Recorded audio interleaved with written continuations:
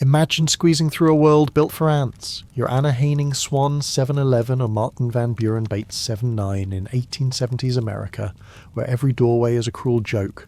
Step into a bustling Halifax street, the cobblestones uneven under boots that could crush a modern sneaker. The air hums with coal dust and horse dung, but all eyes lock on you gawking merchants, wide-eyed kids, a preacher clutching his Bible like you're Goliath reborn. Your head scrapes the tavern sign, you duck and the crowd gasps, half thrilled, half terrified. Normalcy. That's a fairy tale for shorter folk. Each morning is a logistical nightmare. You reach for a water pitcher, but it's a toy in your palm spilling before you can drink. Breakfast means crouching at a table built for children, your knees knocking, the underside threatening to flip the whole thing. Bacon sizzles, but the plate's a saucer in your grip. Imagine eating with dollhouse cutlery. A neighbour once offered a hearty loaf. You laughed, picturing it dwarfed by your hand. The world's a shrunken stage, and you're the oversized actors, every move a spectacle. Crowds trail you like flies. A simple walk to the market draws whispers, are they human, as if your height strips away your soul. You hear the same tired jests. Need a ladder to kiss her, Martin's heard it 100 times. His grin tight hiding the urge to roar. Anna, you adjust your bonnet custom-stitched to shade a face that towers over rooftops. The fabric's heavy, itching your scalp, but it's better than the sun-blinding eyes already weary from stares. You're a walking circus, unpaid, inescapable. Victorian society loves its oddities, but not without cost.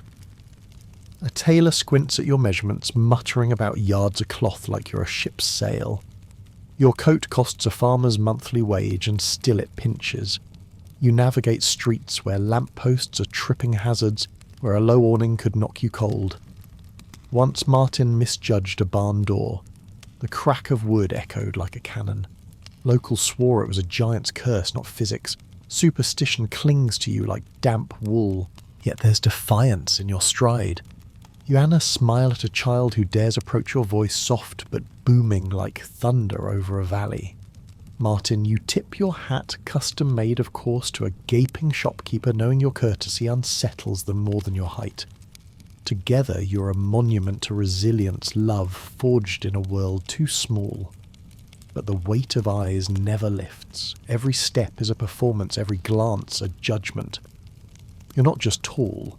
You're a myth in motion, and the crowd's applause is laced with dread. This is your daily grind, a life where ceilings mock chairs, creak, and the world watches, waiting for you to stumble. You don't. You stand taller not just in inches, but in spirit, knowing they'll never understand the view from up there. Like Cher Tellis ever felt like the world's too small for you, picture a bed so vast it could double as a barn floor. In 1871, Kentucky, Anna Haining Swan and Martin Van Buren Bates don't sleep, they conquer a custom-built fortress of oak and iron. The frame, crafted by a team of carpenters sweating like they're building Noah's Ark, spans 10 feet long, wider than most rooms. You try to imagine lying down, but the scale's absurd. Your own bed feels like a napkin by comparison. The mattress stuffed with enough wool to clothe a village creaks under their combined 800 pounds. Sleep's a luxury when your bed's a public marvel. Crafting this monstrosity was no small feat. Carpenters hauled timber from forests, muttering about giant's gold to justify the cost. The wood groans under Anna's weight as she settles her breath, a soft gust in the dim room. Martin, you shift and the frame shudders, bolts rattling like a storm's warning. Neighbours whisper of curses, claiming the bed's size defies God's design. You'd laugh if the irony didn't sting. Sleep's your only escape from gawking eyes, yet even your bed draws crowds. The linens are another saga. A seamstress eyes wide as saucers stitch sheets from bolts of cloth meant for sails. You run your hand across them, feeling seams thicker than rope, the texture coarse against your skin. Blankets. Forget it. They layered 3 quilts each, a patchwork of farm wives' labour still barely covering your toes. Anna once joked it'd take a sheep herd to keep them warm. Martin's chuckles shook the room, a sound like distant thunder. Comfort's a myth when every stitch screams outsider. Getting into bed is its own circus act. You Martin duck under a ceiling beam, cursing the architect who thought 6 feet was tall enough. Anna, you ease down, careful not to snap the frame again. Once a leg gave way, sending you both crashing in a tangle of splinters and laughter. The town buzzed for weeks, spinning tales of giants wrestling demons in their sleep. You'd roll your eyes if rolling over didn't risk flattening the nightstand.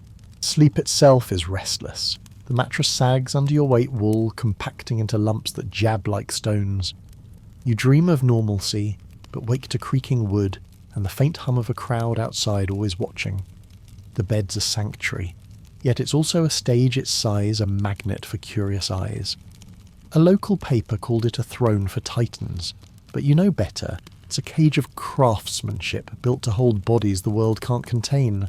This bed, this absurd monument, is their haven and their burden. It's where love whispers in the dark, where Anna's hand finds Martin's, their fingers entwining like roots of ancient trees. But it's also a reminder, even in sleep, they're giants in a world too small. Like Cher, tell us what's the strangest thing you've slept on. Step into 1870s New York, where the air's thick with coal smoke and the buzz of a crowd that trails you like a shadow. You're Anna Haining Swan or Martin Van Buren Bates, giants towering over a sea of bowler hats and bonnets. Every step you take on these uneven cobblestones is a spectacle, your boots each the size of a child's sled, thud louder than a blacksmith's hammer. A woman gasps, clutching her parasol. A newsboy shouts, "See the Titans," as if you're a parade float.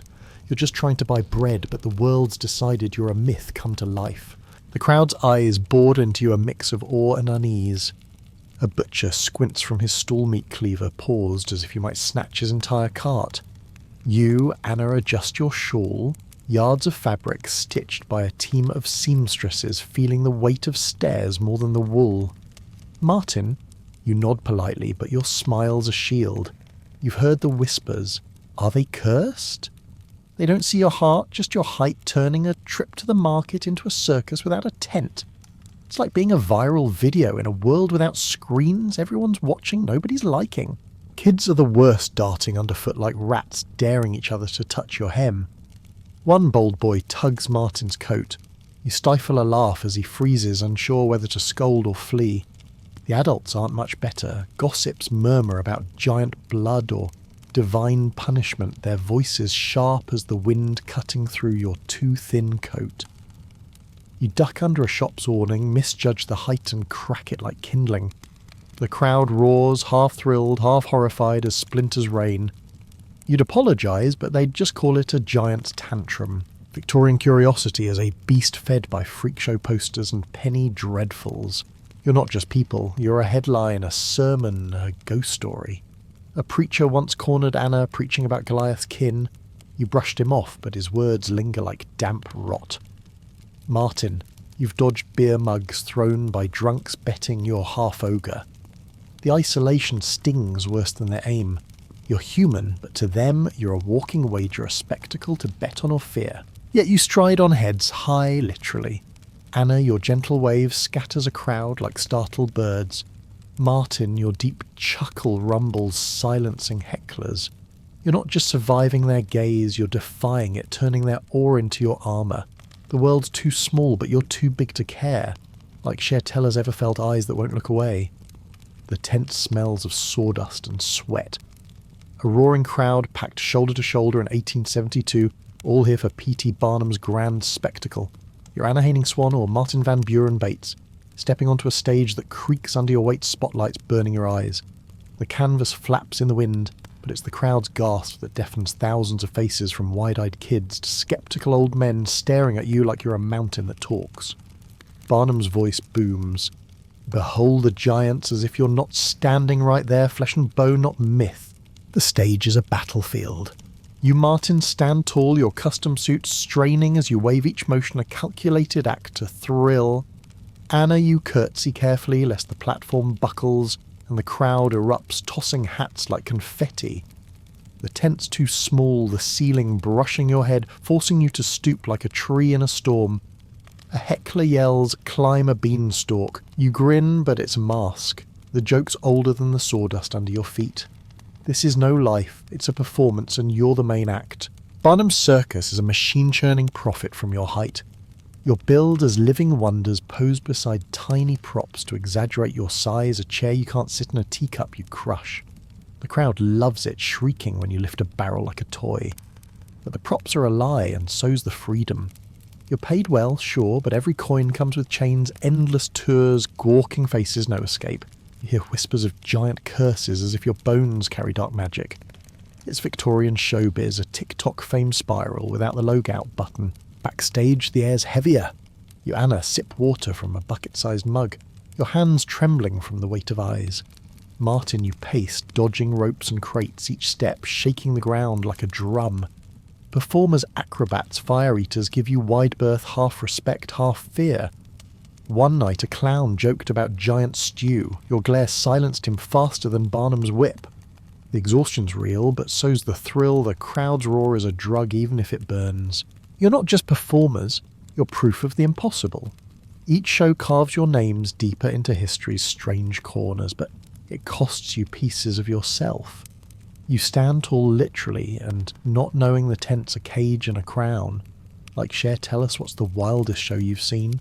So London 1871, and the air's thick with fog and frenzy outside St. Martin in the Fields. You're Anna Haining Swan 711 or Martin Van Buren Bates 79, about to wed in a church dwarfed by your shadows.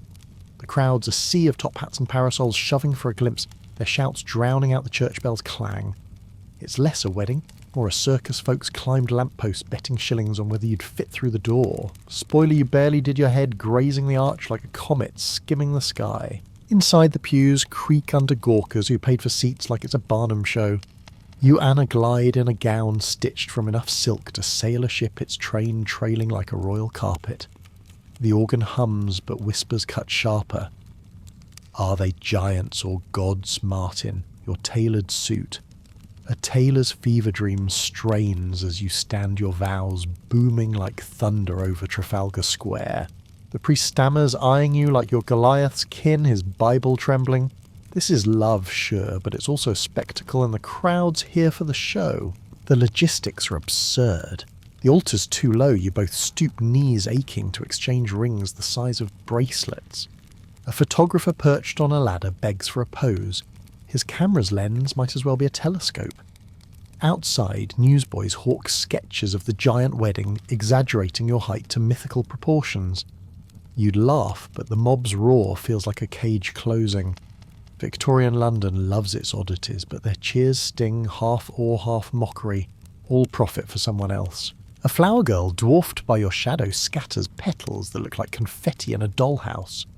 You Martin smile at her, but the crowd's eyes burn hotter than the candles. Anna, you feel their stares sharp as pins as you navigate the aisle, your veil snagging on a pew. Someone yells, bet the cake's a mountain and the laughter's a knife. The press later calls it a union of titans. But you know, it's a circus act, your love dissected under society's microscope. Yet you stand tall literally and not. Your vows echo defiant, promising love in a world that gawks but doesn't understand. The crowd's clamour fades as you Anna meet Martin's gaze, your hands entwining like oaks. This moment's yours even if the world's watching. Like Cher, tell us, ever been gawked at on your big day. Imagine love in a world that stares. It's the 1870s and you're Anna Haining Swan or Martin Van Buren Bates giants whose hearts are as vast as your frames, but trapped in a society too small to hold them. You walk hand in hand through a Kentucky field, your steps shaking the earth like a distant quake, yet the simple act of holding hands draws gasps from farmers. Your love's a beacon, but it's also a target. Every glance, every whispered freak cuts deeper than a blade. This is romance, sure, but it's also a rebellion against a world that won't look away. At home you share quiet moments, but even those are oversized. You Martin carve a table leg to steady a wobbling dinner setup, your knife scraping like a sculptor's chisel. Anna, you pour tea from a jug. Most would need 2 hands to lift the steam curling like a ghost in the dim light. The world calls you spectacles, but here you're just a couple laughing over burnt bread or debating who ducks lower under the doorframe. It's love raw and real, but the windows rattle with the crowd's endless curiosity. Public outings are worse. A stroll through town becomes a parade with kids trailing like stray dogs shouting "kiss her" as if your affection's a sideshow. You, Anna, blush your cheeks warm under a bonnet that could shade a family. Martin, you deflect with a grin, but your eyes are weary. Love shouldn't feel like a performance. Once a drunk heckler called you monsters in love. Your silence was louder than his slurs. Victorian gossip spins tales of giant curses as if your bond defies nature itself. Yet your love endures a quiet defiance. In private you share stories of circus tours. Your voice is low, resonating like a cathedral's hum. Anna, you trace Martin's palm, its lines deep as rivers. Martin, you tuck a lock of Anna's hair behind her ear, a gesture soft as moonlight. The world's too small, but your love's too big. Think of it as a Victorian rom-com minus the happy filter. The isolation's eerie like a fog that never lifts, but together you are untouchable. Your bond's a middle finger to the gawkers, a love story written in the margins of history's freak show. You're not just giants, you're a revolution in each other's arms. Like Cher, tell us what's the boldest love you've seen. It's 1872 in Kentucky and you're Anna Haining, Swan, 7'11", cradling a hope heavier than your frame. Your pregnancy, a marvel to doctors and gawkers alike, promises a child as outsized as your love with Martin Van Buren Bates. The air's thick with anticipation, but also dread. Midwives whisper of risks, their eyes darting like nervous sparrows. When the moment comes, the room smells of sweat and candle wax, the bed creaking like a ship in a storm. You push through pain that could crack mountains, delivering a son 23 pounds, a giant in his own right. His cries loud as a blacksmith's forge. The world should pause, but it doesn't. Crowds ever-present clamour outside your home, their murmurs seeping through those walls like damp rot. You, Martin, stand guard, your 7 to 9 frame, a wall against their curiosity. But even you can't shield this moment.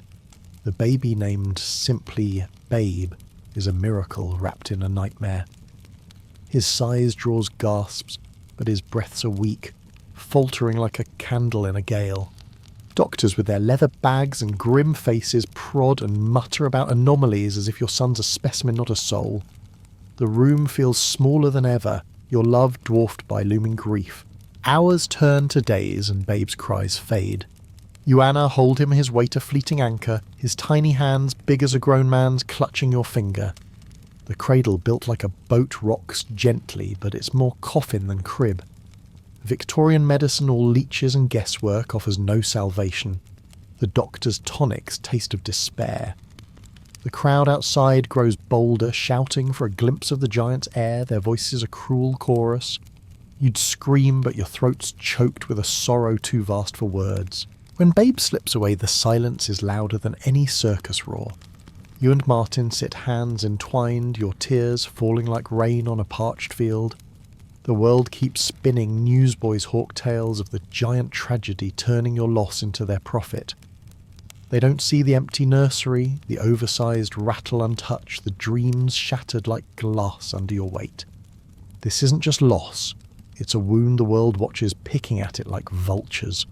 Your grief's as big as your love and just as public. Yet you endure. Anna, you fold a tiny blanket each stitch a memory. Martin, you carve a headstone, your chisel steady despite shaking hands.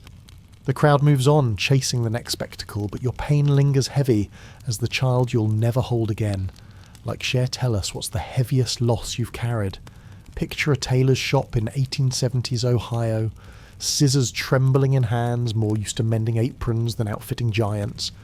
You're Anna Haining Swan or Martin Van Buren Bates standing like a lighthouse in a room of pins and thread. The tailor, a wiry man with sweat beading on his brow, measures your arm longer than his entire table. His tape snaps taut numbers climbing to absurd heights, as if he's charting a mountain, not a sleeve. Your clothes aren't garments. They're engineering feats costing more than a farmer's yearly wage. The fabric bolts pile up like a shipyard's inventory. You, Anna, need a dress that could double as a tent yards of muslin cascading like a waterfall. The seamstresses muttering prayers or curses stitch until their fingers bleed their needles snapping against heavy wool. Martin, your suit requires cloth enough for 3 men, the tailor cursing as he recalculates again. The air smells of starch and desperation, the shop's floor littered with scraps big enough for a child's coat. It's less tailoring, more a battle against physics. Fittings are a comedy of errors. You duck under beams, your head grazing a chandelier that sways like a drunk. The tailor climbs a stool to pin your hem wobbling like he's scaling Everest. Once a seam split mid-fitting the rip, loud as a gunshot. The tailor flinched, you laughed, but the crowd outside, always there, cheered like it was a show. They call your wardrobe giant's finery, but it's a prison of pins each stitch, a reminder you don't fit this world's mould. The clothes when done are miracles and miseries. Anna, your gown itches, seams, digging like thorns, but it drapes like royalty if royalty shopped at a shipwright's. Martin, your coat's buttons big as coins strain against your chest. One deep breath could launch them like cannonballs. The cost. A small fortune paid in coins and dignity as gawkers sketch your fittings for penny papers. Victorian fashion's a cruel joke when your size makes you a headline, yet you wear it with defiance. Yana twirl in a dress that could shade a market stall, daring the world to stare. Martin, you shrug into a suit that creaks like a ship, your grin a challenge. The tailor's task is impossible, but so's your existence, and you make it look good. Like Cher, tell us what's the worst outfit you've endured. It's 1873, and you're Anna Haining, Swan, or Martin Van Buren Bates, rattling across America in a carriage built for giants but groaning like it's ready to surrender. The vehicle, a monstrous contraption of reinforced wood and iron, looks more like a war wagon than a coach, its wheels creaking under your combined 800 pounds. Horses snort, their flanks slick with sweat, pulling you through muddy trails while passers-by gape mouths open like fish. You're headed to the next circus stop that travels no journey. It's a spectacle, a rolling circus before the tent's even pitched.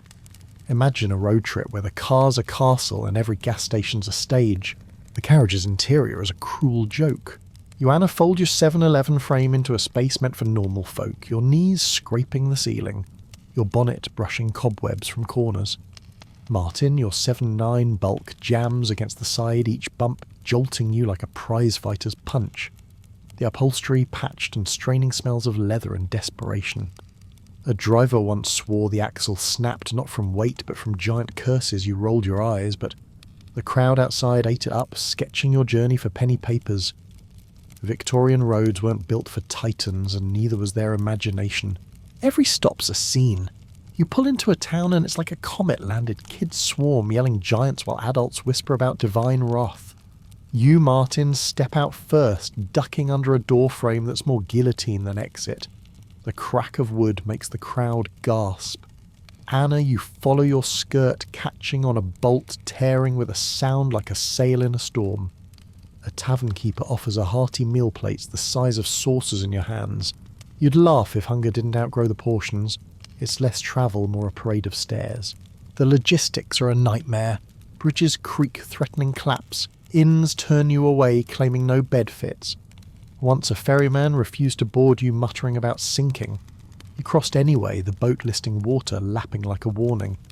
The crowd cheered, but you felt the chill. Every journey's a gamble when you're larger than life. Your fame's a magnet, drawing crowds who'd rather gawk than help their coins lining someone else's pockets. Think of it as a 19th century roadshow with you as the unwilling stars, yet you push on. Anna, your smile defies the jolts, bright as the sun glinting off the carriage's iron. Martin, you tip your hat to a stunned farmer, your gesture grander than the horizon. The road's too small, but your spirit's too big. Like Cher, tell us what's the worst trip you've taken. Step into the 1870s circus tent where the air's thick with cigar smoke and the buzz of a freak show crowd. You're Anna Haining, Swan, or Martin Van Buren Bates. Centre stage under P.T. Barnum's garish banners, your heights 7'11" and 7'9", making you human monuments. The crowd's a beast roaring for the giants, their eyes glinting like wolves in the gaslight. Barnum's voice, slick as oil, hypes you as nature's wonders, but you feel the weight of 1,000 stares, each one stripping away your humanity. This isn't a show, it's a zoo and you're the main exhibit. The Victorian era loves its oddities and you're the crown jewels. You, Anna, stand beside a prop ladder, its rungs comically small, designed to make you loom larger. Martin, you hold a cane more a stage prop than a necessity, twirling it to cheers though it'd snap in your grip. The tent's canvas flaps, but the real storm's the crowd shouting, "Lift something!" You hoist a barrel easy as a pillow, and they scream like you've raised the dead. It's thrilling, sure, but it's also a cage. Your life's a spectacle, your freedom a myth. Backstage, the truth stinks worse than the sawdust. Other performers, bearded ladies, contortionists, nod in solidarity, but their glances carry pity. You, Martin, dodge low beams, your head brushing the tent's roof while Anna navigates a maze of ropes, her gown snagging like a sail. A stagehand once whispered, "Are you cursed, half joking, half scared, as if your bones hold gothic secrets?" The crowd's fervour feeds Barnum's coffers, but you're paid in coins and exhaustion your dignity, a sideshow casualty. It's like being a viral stunt looped for eternity. The posters scream monarchs of magnitude, but you're prisoners of perception. A child points whispering ogres. An old woman crosses herself muttering about divine errors. You smile, Anna, your grace a defiance, but each cheer's a chain. Martin, your bow shakes the stage, but your heart's heavier than the props. The freak show frenzy defines the era, curiosity twisted into commerce, wonder into judgment. You're not just giants, you're a mirror to a world obsessed with the strange. Yet you shine. Your presence commands the tent, turning Gorka's jeers into awe. You're not just surviving, you're rewriting the script, making their frenzy your triumph. Like Cher, tell us what's the wildest crowd you've faced? It's 1873 and you're Anna Haining Swan or Martin Van Buren Bates, stepping into your custom-built Kentucky home, a sanctuary that's still a cage. The house crafted with beams thick as ship masts was meant to fit your 711 and 799 frames, but the ceilings mock you, grazing your scalp like a taunt. Floorboards groan under your steps, each creak a protest from wood pushed to its limits. The air smells of fresh pine and wax, but it's laced with the faint hum of a crowd outside, always there peering through windows too low for your eyes. This is home, sure, but it's like living in a dollhouse built by giants with bad math. Every room's a battlefield of scale. You Anna-duck through doorways, your shoulders brushing frames that splinter at a wrong turn. The kitchen table, carved to seat a dozen, barely fits your elbows. A teapot big as a bucket still feels like a toy in your hands. Martin, you sit, and the chair reinforced with iron wobbles like it's begging for mercy. A local carpenter bragged it was giant-proof. You'd laugh if you hadn't already broken two. The townsfolk call it the Giant's Castle, but it's more a cruel jest, a house that fits your fame but not your bones. Daily life is a circus act without the tent. You Martin stoop to light the fireplace, your head dodging a chimney pipe that's more guillotine than decor. The flames crackle, but the heat barely reaches your frame, chilled by drafts from windows scaled for smaller souls. Anna, you sweep the floor, your broom a twig in your grip, dust swirling like ghosts of a normal life. Neighbours whisper of curses, claiming the house's creaks are spirits angered by your size. It's Victorian nonsense, but it stings when you're just trying to live. The bedroom's the worst. The bed, a sequel to your wedding's oversized frame, still forces you to curl up, knees tucked like a child's. Blankets stitched from enough wool to clothe a regiment fall short of your toes. You've heard the gossip papers call it a palace for titans, but you know it's a compromise, each nail a reminder you don't belong. Yet in the quiet you find peace, your laughter echoing like thunder in a valley. This house too small holds a love too big. You make it work. Anna, you hang curtains each panel a sail to block the Gorka's eyes. Martin, you carve a shelf for your knife steady despite the world's stares. It's not home, it's defiance. A middle finger to a world that builds small. Like Cher, tell us what's the worst house you've lived in. Imagine fame that feels like a noose. It's the 1870s and you're Anna Haining Swan or Martin Van Buren Bates giants whose 711 and 79 frames make you legends and targets. Step onto a Cincinnati street and the crowd's there, a buzzing swarm of eyes, their whispers sharp as glass monsters' marvels. You're not a person, you're a headline, a penny dreadful come to life. The air's thick with coal dust and curiosity, but it's the weight of their stares that chokes heavier than the custom coats you wear. Fame's no crown, it's a cage and you're the exhibit. Every move's a performance. You Martin tip your hat to a shopkeeper and he flinches as if your courtesy's a trick. Anna, you smile at a child, your voice soft but booming, and she runs screaming about giant witches. Newspapers churn out sketches exaggerating your height until you're myths, not mortals. A preacher once called you God's errors his sermon printed for profit. You'd shrug, but each slight lands like a stone building a wall between you and the world. It's like being a TikTok star, but the algorithms all hate and no likes. The toll's deeper than insults. You, Anna, feel the isolation in quiet moments, your letters to family unanswered, too busy for giants. Martin. You dodge a thrown apple, the crowd laughing like it's sport, but your chest tightens, the thrill of fame souring into dread. Victorian society loves its freaks, but only at a distance. Get too close and you're a threat. Rumours swirl of giant curses as if your heights are packed with the devil. The eerie silence of empty evenings away from crowds is louder than their cheers, yet you carry on. Anna, your grace, turns heads, not just for height, but for defiance, your smile, a blade against their fear. Martin, your deep laugh shakes the air, a challenge to their whispers. Fame's a burden, but you wear it like armour, knowing they'll never see the world from your height. You're not just giants, you're a story they can't stop reading. Like Cher, tell us what's the heaviest price you've paid for attention. Step into an 1870s Ohio dinner party where you're Anna Haining Swan, or Martin Van Buren Bates giant navigating a world of dainty etiquette and tiny chairs. The dining room's a trap your 7-11 or 7-9 frame looms over a table set with plates smaller than your palm. The hostess, all lace and nerves, offers a hearty roast. It's a morsel in your grip, the fork a toothpick you could snap. Guests stare their whispers sharp as the clink of crystal. Can they even sit? You're not just dining, you're defying a society that wasn't built for you. The chairs are a cruel jest. You, Martin, ease onto a seat, its wood groaning like a ship in a squall, legs buckling under your weight. Anna, you perch delicately, your skirts spilling over like a waterfall, your knees jammed against the table's edge. A wine glass, fragile as a bubble, trembles in your hand, one wrong move and it shards. The host stammers about proper manners, but how do you sit politely when the glass is a thimble? It's like a Victorian TikTok challenge, eat like a lady, don't crush the furniture. Social rules choke tighter than the room. Anna try to chat, but your voice, soft yet booming, makes candles flicker, startling a guest into spilling soup. Martin, you nod at a joke, but your laugh shakes the chandelier crystals, jingling like alarm bells.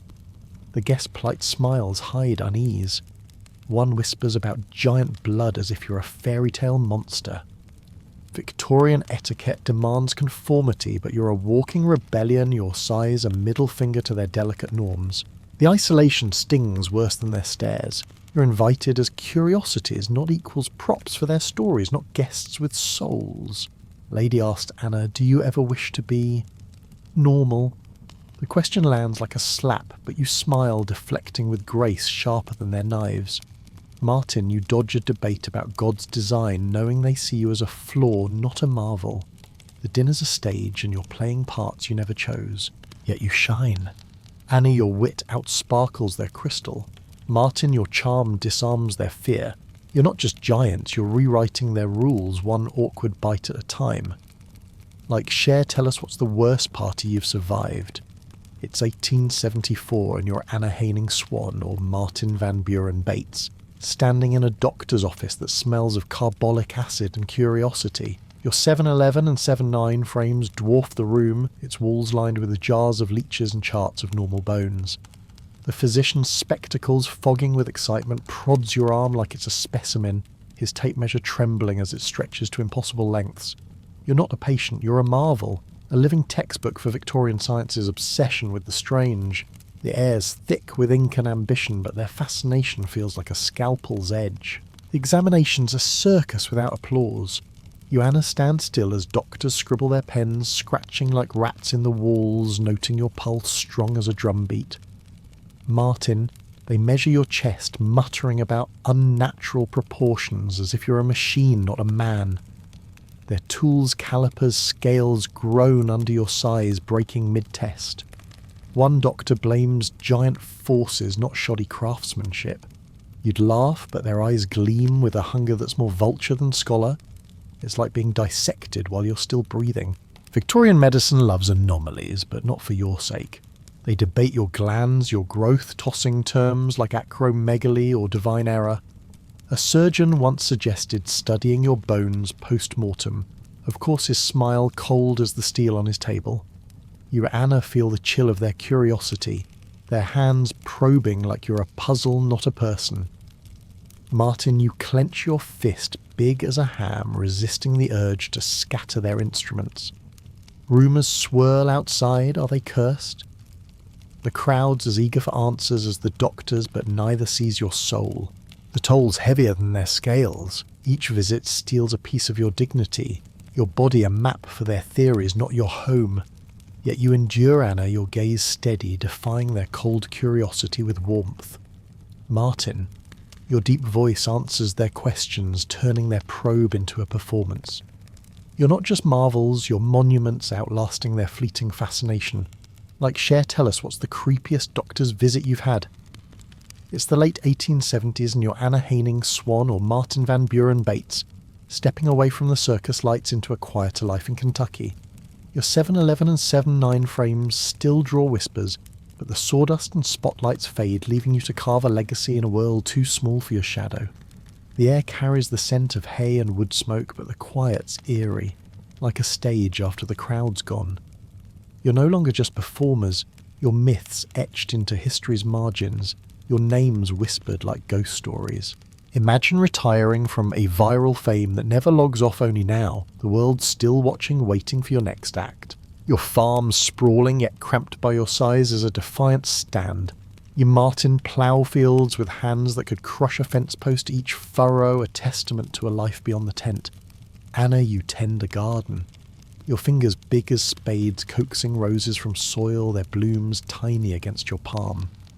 Locals pass by, their glances softer now, but still curious, as if your quiet life betrays their need for spectacle.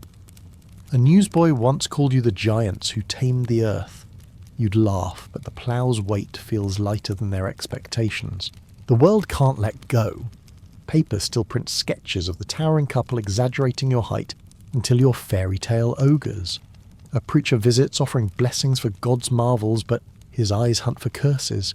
Your legacy's not just your lives, it's the stories spun around you, each tale, a thread in a tapestry you didn't weave. Victorian curiosity lingers, turning your retirement into a sequel nobody asked for. It's like being a TikTok legend, your every move memed even when you're just trying to live, yet you shape your own myth. Anna, your letters to friends penned in ink that flows like rivers speak of love and loss, not just height. Martin, you build a barn, its beams sturdy enough for your weight, a monument to resilience. Your legacy is not the crowds or the coins, it's the quiet defiance of living large in a small world. The eerie silence of a life unwatched is your triumph for shadow that outlasts the spotlight. Like Cher, tell us what legacy would you leave behind? Picture a 1870s American town where you're Anna Haining Swan or Martin Van Buren Bates, and curiosity's a beast that never sleeps. Your 711 and 79 frames turn every street into a stage, crowds swarming like flies to a feast. The air's thick with dust and whispers. Look at the giants as if you're not human, just a spectacle to gawk at. They pay pennies to stare their eyes greedy, turning your life into a Victorian reality show. You're not living, you're performing, and the cost of their curiosity cuts deeper than any coin. The crowd's a living thing, pulsing with thrill and fear. You, Anna, step into a market and stalls empty vendors gaping as your shadow swallows their wares. Martin, you dodge a low signpost, its creak drawing cheers like you're a circus act mid-trick. A child tugs your coat, daring a touch. Adults bet on your next move, their laughter sharp as broken glass. Penny dreadfuls sell tales of giant curses, each page a theft of your humanity. It's like being trending on X, but every comment's a jab, every like a chain. Their voyeurism's relentless. A woman offers you, Anna, a tiny apple, a smile half pity, half profit, knowing her story'll sell. Martin, a drunk, hollers bet you eat horses, and the crowd roars their glee, a weight heavier than your frame. Victorian society thrives on oddities, but they don't see you. They see a myth, a monster, a marvel to dissect. The eerie hum of their stairs follows you home, seeping through windows like fog, turning even your quiet moments into a show. Yet you stand tall. Anna, your grace silences hecklers, your smile a shield against their greed. Martin, your deep chuckle scatters their bets, turning their frenzy into your stage. Their curiosity's attacks, but you're the ones who write the story.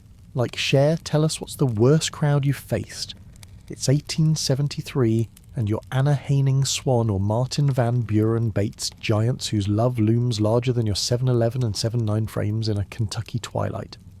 The world's a stage of gawkers, but in this quiet moment it's just you two hands entwined like roots of ancient oaks, your shadows stretching across fields like a myth carved in earth. The air's soft with honeysuckle, but the crowd's distant hum lingers a reminder that even your love's a spectacle. You're not just a couple, you're a rebellion. A bond that defies a world too small to hold it. Picture a romance so big it'd crash a modern dating app swiped right into legend. In your oversized home, every gesture's a monument. You Anna pass Martin a book, its pages tiny in your hands, your fingers brushing his with a warmth that drowns out the chill of stairs. Martin, you hum a tune. Your voice rumbling like a distant storm, making Anna smile, a beacon in the dim light of a too-low lamp. The walls creak as if jealous of your closeness, and outside a passer-by whispers of giant love like it's a fairy tale or curse. Your intimacy's private yet public, each touch a defiance of their greedy eyes. The world tries to shrink you. A neighbour once asked, how do giants love as if your hearts aren't human, just oversized organs in a freak show? You Martin laugh it off, but the sting's real like a splinter under nails big as spades. Anna, you write letters to friends, your quill scratching dreams of quiet days, but replies come slow. People fear what they can't scale. The eerie weight of isolation wraps you like fog, but your love's a fire burning through the haze of Victorian judgment. Your bond's a quiet revolution. You share a glance over a table too small, your knees knocking its edge, and laugh loud enough to rattle windows. Anna, you tuck a flower behind Martin's ear, its petals dwarfed by his grin. Martin, you carve her initials into a beam, a secret only giants can see. The world calls you marvels, but here you're just lovers stealing moments from a crowd that never blinks.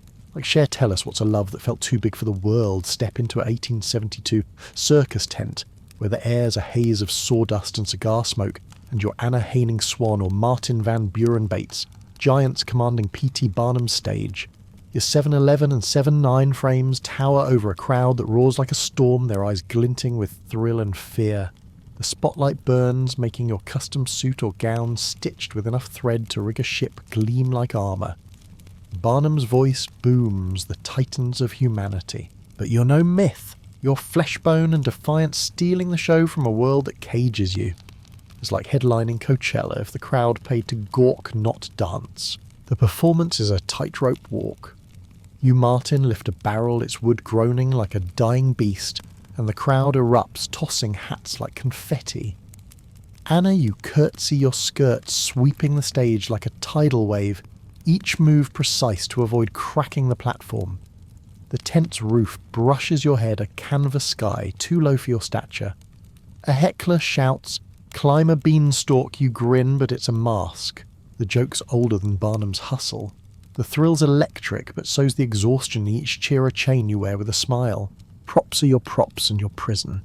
A tiny chair, comically small, sits centre stage to mock your size. You Anna hover near it, knowing one sit would splinter it. Martin, you twirl a cane, big as a club, to gasps, but it's a prop, not a tool. The crowd loves the lie, screaming for more blind, the sweat on your brow. Victorian showbiz thrives on spectacle, turning your existence into a penny dreadful with a pulse. It's a viral stunt looped for profit, no log-out in sight. Yet you own the stage. Anna, your grace. Silence's jeers, your smile a spotlight of its own. Martin, your bow shakes the boards a quake the crowd feels in their bones. You're not just giants, you're a force turning their frenzy into your triumph. Like Cher, tell us what's the wildest stage you've stepped on. It's the 1870s and you're Anna Haining, Swan or Martin Van Buren, Bates giants whose 7-11 and 7-9 frames have reshaped the Victorian world's imagination. Step into a bustling city where your names are inked on posters, whispered in parlours and preached in pulpits. The air hums with gaslight and gossip your existence, a spark that ignites debates on nature, God and wonder. You're not just people, you're a cultural quake shaking a society obsessed with the strange. Think of it as going viral in an era. where fame's printed in smudgy ink and sold for pennies. Your influence ripples beyond the circus tent. You, Anna, inspire sketches in penny dreadfuls, your grace exaggerated into goddess-like myths. Artists draw you as a titan, not a woman tending roses. Martin, your strength fuels tales of modern Goliath's boys swapping stories of you lifting barrels like toys. Museums clamour for your shoes, each big as a rowboat to display as relics of a giant age. The Victorian hunger for oddities turns you into icons, but it's a double-edged sword. Every sketch steals a piece of your humanity, leaving legends in its place. The era's thinkers can't resist you. Scientists scribble theories about your bones, calling you proof of evolution's quirks, while preachers rail against God's mistakes, their sermons packed with gawkers. You, Martin, hear your name in a lecture hall twisted into a lesson on excess. Anna, your likeness graces a fairground banner promising marvels to anyone with a coin.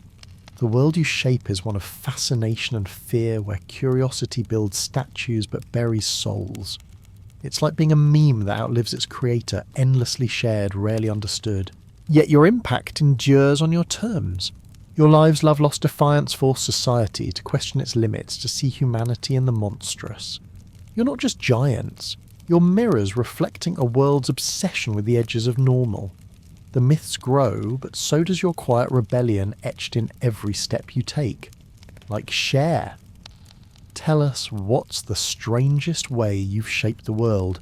It's the 1880s and you're Anna Haining, Swan, or Martin Van Buren Bates giants, stepping into the twilight of your lives in Kentucky's quiet fields.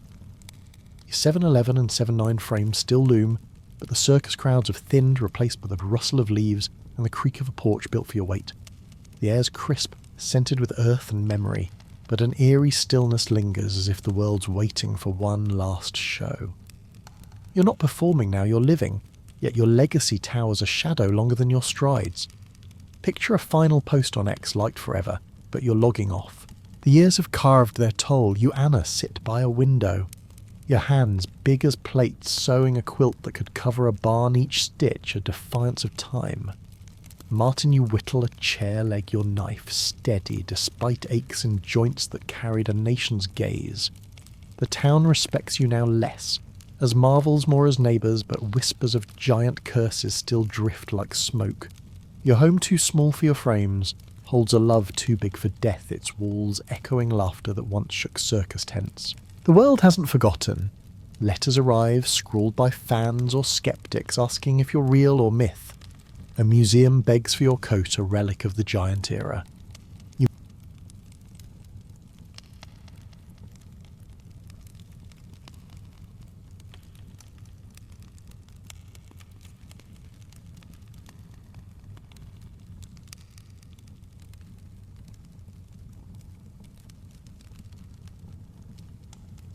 It's 1805 and you're at Trinity College, Cambridge, where the air smells of old books and older rules.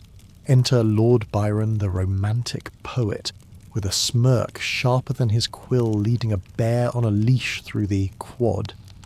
The beast's growl rumbles like a storm, its paws thudding on cobblestones, as students scatter their Latin texts forgotten. The college band dogs, so Byron ever the rebel brought a bear because nothing says screw your rules like a 200-pound predator in a scholar's gown. Imagine pulling a stunt so wild it'd trend on X before breakfast. The scene's pure chaos. Your stunned undergrad watch professors clutch their wigs, their shouts drowned by the bear's snort. Byron grins, his eyes glinting with defiance as he parades his pet past lecture halls, its chain clinking like a jailer's keys. The bear, tame but terrifying, sniffs the air, its breath steaming in the chilly quad. A porter mutters about demonic folly as if Byron's conjured a beast from Gothic tales. This isn't just a prank, it's a middle finger to Cambridge's stuffy order. The crowd's a mix of thrill and terror. A scholar drops his inkpot, staining his robes, while maids scream it'll eat us, Byron. Unfazed pats the bear, calling it my scholar. The college's rules rigid as its walls crumble under his audacity. You feel the air shift part circus, part nightmare as whispers spread, is he mad Victorian era? Cambridge loves its norms, but Byron's bear is a furry revolution clawing at their sanctimony. Yet there's an eerie edge. The bear's eyes catch the torchlight, glowing like secrets Byron won't share. You wonder, is this just rebellion or something darker? The quad's shadows stretch, and for a moment it's like the bear's. The poet's double, wild and untamed. Like Cher, tell us what's the boldest rule you've broken. Picture Trinity College 1806, where Lord Byron's dorm is less a room, more a zoo. You're a Cambridge student peering through his window where a monkey chatters, a parrot squawks, curses, and a wolf's howl chills the air. The bear's still there, lounging like a furry king, but Byron's menagerie monkeys swinging from curtains, birds pecking at books, turns his quarters into a chaotic Eden. The air's thick with fur and feathers, a scent like a forest gone mad. This isn't a poet's life. It's a punk rock circus 19th century style. The animals are Byron's rebellion unleashed. You watch the monkey steal a professor's hat, its cackle mocking Cambridge's pomp. The parrot taught to swear screeches fools at passing deans who clutch their crosses like it's Satan's voice.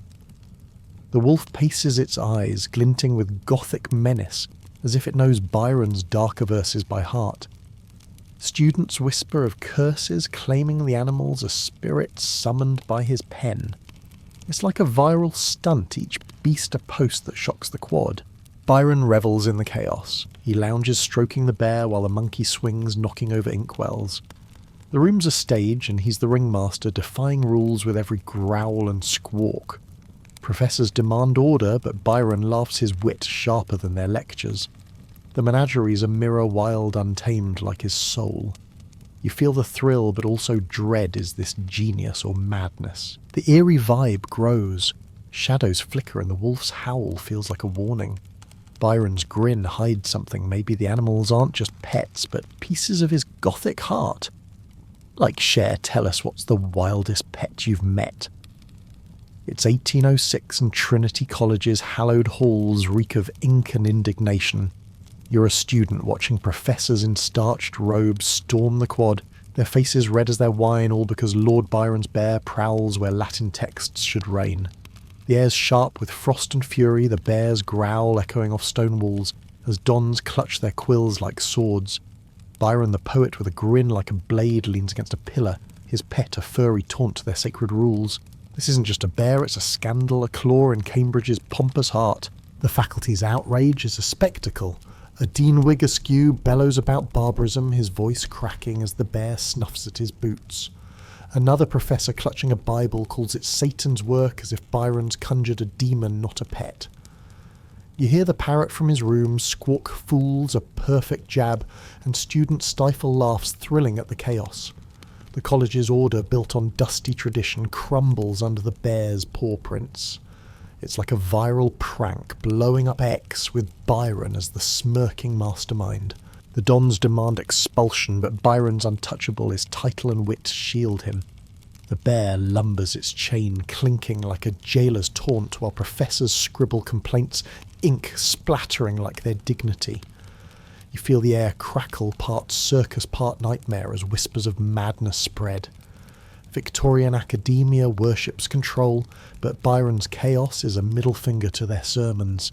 The bear's a symbol, not just a beast clawing at their sanctimonious cage. Yet there's a gothic chill.